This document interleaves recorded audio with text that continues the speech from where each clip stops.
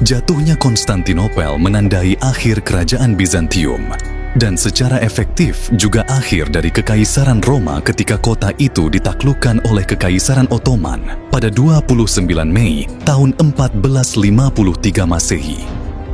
Peristiwa ini sangat bersejarah dan berperan penting menandai berakhirnya abad pertengahan.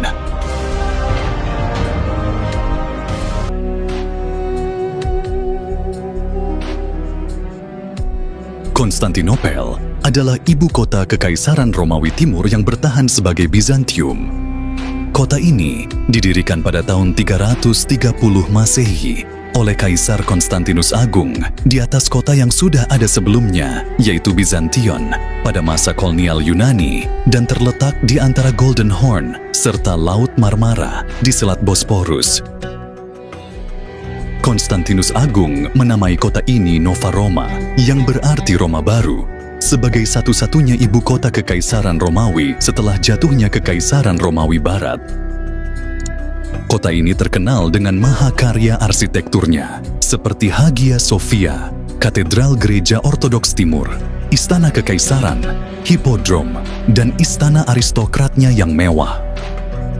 Konstantinopel juga dilindungi oleh sistem tembok pertahanan tanah yang luas, terutama garis ganda tembok Theodosian yang terkenal dari abad ke-5 Masehi, yang mempertahankan kota dari pengepungan selama ribuan tahun oleh koalisi Avar Sasania, antara lain Arab, Rus, dan Bulgaria. Sedangkan menurut ahli sejarah seperti Felix Xiao mengatakan bahwa Konstantinopel sendiri bukanlah wilayah yang lemah. Posisinya sebagai ibu kota Bizantium, pewaris satu-satunya Imperium Romawi, menjadikannya memiliki semua teknologi perang dan kejayaan sistem militer yang sempat memimpin dunia, serta wilayah lautnya sangat luas dan armada lautnya menjadi yang terbaik pada masanya. Konstantinopel memiliki prestasi lebih dari 1000 tahun menahan 23 serangan yang dialamatkan kepadanya. Dan hanya sekali saja, tembok bagian lautnya pernah ditembus oleh pasukan salib pada tahun 1204. Tetapi pada akhirnya, semuanya sukses dinetralkan.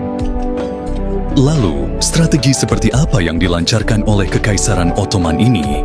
Sehingga akhirnya mampu meruntuhkan sepak terjang kota yang berdiri kokoh selama berabad-abad.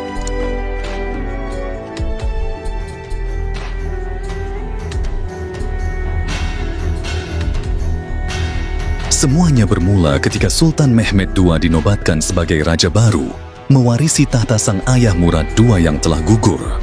Di usianya yang masih 19 tahun, membuat banyak pengadilan Eropa berasumsi bahwa penguasa muda Ottoman ini tidak akan serius menantang hegemoni Kristen di Balkan dan Laut Aegea. Bahkan banyak kekaisaran-kekaisaran Eropa yang merayakan dan berharap kurangnya pengalaman dari raja muda ini akan menyesatkan Ottoman. Tetapi faktanya, Mehmed II diam-diam mempersiapkan penyerangan ke Konstantinopel dengan seksama. Dirinya menyusun peta untuk mengepung wilayah itu, bahkan melakukan pengintaian sendiri dan menyaksikan kekokohan kota Konstantinopel dan benteng-benteng pertahanannya. Kemudian setelahnya, Sultan Mehmed langsung menaruh perhatian untuk mengumpulkan senjata yang dibutuhkan. Dalam rangka ini, salah satu yang terpenting adalah meriam. Kemudian Sultan Mehmed mengundang seorang insinyur ahli meriam bernama Orban dan memintanya untuk segera membuatkan meriam terbaik. Dengan imbalan sepadan, Orban akhirnya benar-benar membuatkan meriam sepanjang lebih dari 8 meter dengan diameter 0,7 meter yang dapat dimasuki pria dewasa dengan berlutut di dalamnya. Meriam ini juga memiliki tebal bibir 20 cm dari logam padat dan pelurunya terbuat dari batu yang dibentuk laksana bola dengan berat 700 kg. Selain itu, dalam upaya mempersiapkan penaklukan kota Konstantinopel, Sultan Mehmed juga memberi perhatian besar terhadap penguatan armada laut Utsmani. Hal itu dilakukan dengan membuat banyak kapal yang nantinya dipakai untuk membuka kota itu. Karena Konstantinopel merupakan sebuah kota laut yang mustahil dikepung jika tidak menggunakan kapal-kapal untuk melakukannya. Diketahui bahwa kapal yang disiapkan oleh Sultan Mehmed mencapai 400 buah kapal. Dan berdasarkan sejarah, kekuatan armada Laut Utsmani pada masa itu masih didominasi oleh kapal tipe dayung. Hal ini sesuai dengan cara perang Muslim, khususnya bangsa Turki Utsmani yang bergerak ofensif dan mengandalkan kecepatan. Dalam rangka menaklukkan Konstantinopel, Sultan Mehmed melakukan pengepungan kota itu, baik melalui darat maupun laut. Di darat, meriam-meriam berukuran besar telah disiapkan dan diposisikan di sekeliling tembok Konstantinopel. Sedangkan di laut, sebanyak 320 kapal telah disiagakan untuk mengepung tembok yang berbatasan dengan Laut Golden Horn. Namun pengepungan melalui jalur laut ini mendapat hambatan besar karena adanya rantai berukuran besar yang membentang di sepanjang Golden Horn. Rantai tersebut menghalangi armada kapal-kapal perang Utsmani dan mereka hanya dapat mengatur formasi di sekitar daerah Double Column di Selat Bosphorus tanpa dapat masuk ke dalam. Kejadian ini akhirnya membuat Sultan Mehmed memerintahkan pasukannya untuk mundur terlebih dahulu dari pengepungan karena Sultan Mehmed menyadari bahwa pengepungan ini tidak dapat dioptimalkan tanpa adanya dukungan dari armada kapal-kapal perangnya.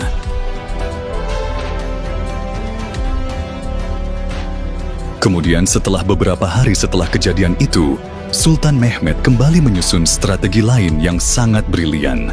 Sultan Mehmed memerintahkan untuk melakukan pemindahan kapal-kapalnya melalui jalur darat dari daerah Baykatasi menuju Golden Horn dengan cara ditarik. Strategi ini terdengar seperti lelucon, mengingat jarak antara dua pelabuhan tersebut sejauh 3 mil. Tetapi siapa sangka, dengan semangat juang yang luar biasa, Sultan Mehmed dan serdadu pasukannya mampu dan berhasil memindahkan sekitar 70 buah kapal.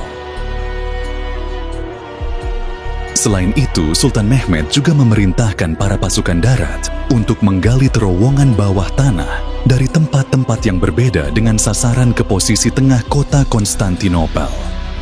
Sultan Mehmed juga menutup dan membangun benteng dadakan di daratan Selat Bosporus untuk mencegah datangnya bala bantuan dari kekaisaran Eropa lainnya ke pihak Konstantinopel.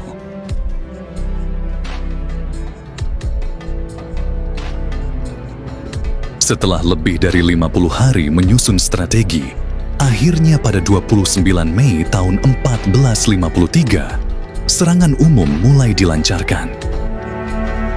Dari kejauhan terlihat kapal-kapal Utsmani melaju mendekat dari perairan yang berbeda. Warga-warga Konstantinopel gemetar ketakutan mengetahui hal yang tak pernah terlintas dalam benak mereka sebelumnya.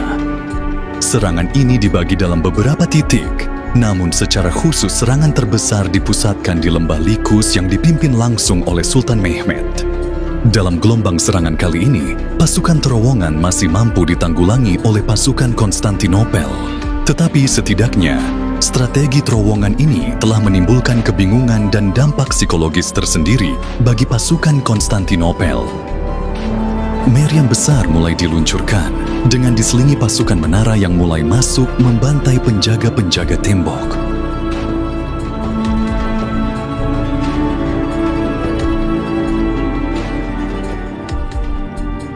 Setelah peperangan sengit antara pasukan Utsmani dan pasukan Konstantinopel, genap usia 21 tahun.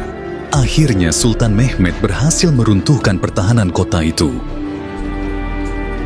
Setelah itu, banyak bangsa lain mulai mengakui ketangguhan kepemimpinan Raja Muda Ottoman dan memberikan gelar Al-Fatih, yang berarti Sang Penakluk.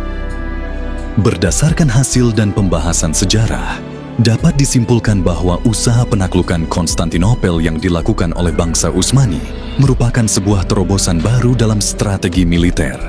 Terbukti, selama ribuan tahun Konstantinopel berdiri dan mendapatkan penyerangan sebanyak 23 kali, tetapi tidak ada satupun kekaisaran yang mampu menaklukkan. Sampai tibalah masa kekaisaran Ottoman di bawah kendali Al-Fatih dengan mengenalkan strategi militer baru pada masanya dan berhasil mengakhiri sepak terjang kota Konstantinopel. Dan jika kita tarik benang merahnya, di balik kisah sejarah Sultan Mehmed yang berhasil menaklukkan Konstantinopel, menyimpan filosofi tersendiri bagi generasi muda untuk selalu optimis dalam mewujudkan apapun. Sultan Mehmed, sang penakluk Konstantinopel, merupakan contoh tidak ada yang tidak mungkin